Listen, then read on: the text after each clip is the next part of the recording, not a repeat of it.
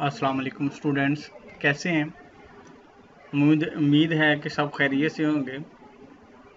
आप अपनी स्टडी को भी बखूबी सर अंजाम दे रहे होंगे। जो लेक्चर हमने पीछे किए हैं, पढ़े हैं, जो आप लोगों को होमवर्क दिया गया, आपने उसको बखूबी सर अंजाम दिया होगा। तो लास्ट लेक्चर में हमने पढ़ा था प्रॉब्लम आइडेंटिफिकेशन, प्रॉब्लम का, मसले का तयन करना। कि सबसे पहले तो हमें यह पता होना चाहिए कि मसला है क्या, बात क्या है।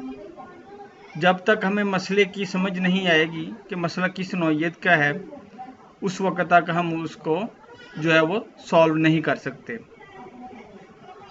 फिर हमने ये भी पढ़ा कि जो हमें मसला दरपेश होगा, हमने उस मसले के जो जायद चीज़ें होंगी, हल के दौरान जायद चीज़ें होंगी, उसको हम जो है वो फिल्टर्ड आउट कर देंगे, उसको उसमें से निकाल देंगे।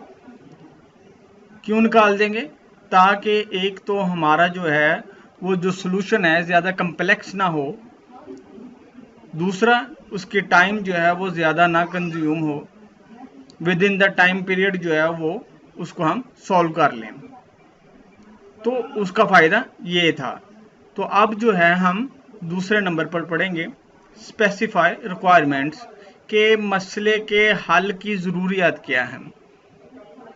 मसले को हल करने के लिए ज़रूरियात क्या हैं, मसलन जो मसला दरपेश है उसमें हमने क्या क्या चीज़ें करनी हैं, वो चीज़ें किस तरह की हो सकती हैं। बाज़ औक़ात क्या होता है कि हमारे जो यूज़र्स होते हैं उनको आइडिया ही नहीं होता। तो बाज़ औक़ात क्या होता है कि यूज़र को पता ही नहीं होता कि हमारा मसला जो है उसके अंदर उसकी ज़रूरियात क्या हैं। तो हमने अपने मसले की ज़रूरियात जो है वो उनका तयन करना है कि ज़रूरियात क्या हैं। Most of the users not explain there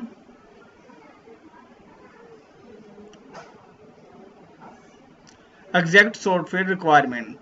अब चूंकि किसी फर्म ने सॉफ्टवेयर बनवाना है, किसी जनरल स्टोर ने सॉफ्टवेयर बनवाना है, तो वो चाह तो रहा है कि हम एक डिजिटल दुनिया में कदम रखें, लेकिन उनको ये नहीं पता होता कि हमारे स्टोर में क्या क्या चीज़ें जो है वो चल रही हैं और किस चीज़ों को हमने डिजिटल करना है, डिजिटलाइज करना है। तो जब ऐसे मामला होते हैं तो फिर मसले का हल जो है वो थोड़ा सा मुश्किल हो जाता है। They are uncertain about what they want to do with the software. उनको पता ही नहीं होता कि हमने सॉफ्टवेयर के साथ करना क्या है। तो बाज़ का तो उनकी जो है वो इंफॉर्मेशन जो है वो रिक्वायरमेंट जो है वो मसले को ख़राब कर देती हैं, मसले के हल को ख़राब कर देती हैं।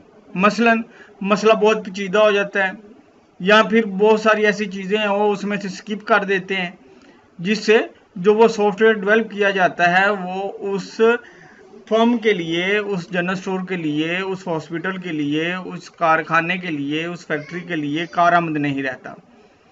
तो सबसे पहले तो हमें अपनी ज़रूरियात का पता होना चाहिए कि हमने जो सॉफ्टवेयर डेवलप करवाना है उसमें कौन कौन सी चीज़ें होंगी। तो set of requirements in mind which में lead to our wrong solution. तो वो जो चीज़ें हैं वो क्या होती हैं, गलत सोल्यूशन की तरफ चली जाती हैं। The stage demand to make clear the users requirement so that a proper solution could be suggested क्या होगा, तब तक नहीं होगा क्लियर जो है वो प्रॉपर सोल्यूशन नहीं होगा जब तक कि उसकी रिक्वायरमेंट जो है वो वाज़िया नहीं होगी। This stage involves the formation of a requirement document which describe the feature the system expected to provide। अब क्या होगा, ये हमारा फाउंडेशन होगा। जैसे हम घर तमीर करते हैं तो उसके लिए हम उसकी नींव जो है वो रखते हैं, फाउंडेशन रखते हैं, ताकि हमारा घर जो है वो मजबूत रहे, गिरे नहीं। इसी तरह हम अपने सॉफ्टवेयर डेवलपमेंट में सबसे पहले अपनी रिक्वायरमेंट को डॉक्यूमेंट का हिस्सा बनाएंगे। उसमें सारा कुछ लिखेंगे कि इस सॉफ्टवेयर में ये चीज़ें जो है वो होनी चाहिए, ये फंक्शन करने चाहिए, इसकी प्रिंट रिपोर्ट्स कौन कौन सी होंगी, इसका सेल ऑर्डर किस तरह चलेगा, इसका परचेज ऑर्डर क्या होगा, इसकी सेल इनवॉइस किस तरह की होगी, ये सारी चीज़ें हम उसमें मेंशन करेंगे। Inspector provide the restriction under which it must operate and abstract description of software which provide a basis for design and implementation। इसी के मुताबिक फिर हम डिसाइड करेंगे कि हमारा सॉफ्टवेयर जो है वो किस तरह से होगा, किस तरह हम इसको इस्तेमाल कर पाएंगे, किस तरह हम इसको जो है वो डिज़ाइन करेंगे, किस तरह हम इसको जो है वो इम्प्लीमेंट करेंगे। ये सब चीज़ों इसी के ऊपर रिक्वायरमेंट डॉक्यूमेंट के ऊपर बेस कर रहा होगा। तो बच्चों, अगर आपको इसमें से कोई चीज़ परेशान कर रही है तो आप बिला झिझक जो है वो सवाल कर सकते हैं। तो इसका शॉर्ट क्वेश्चन होगा व्हाट इज स्पेसिफाई रिक्वायरमेंट। तो आपने इसको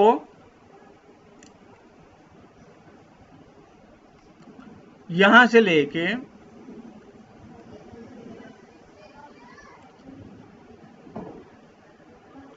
यहां तक शॉर्ट क्वेश्चन करना है।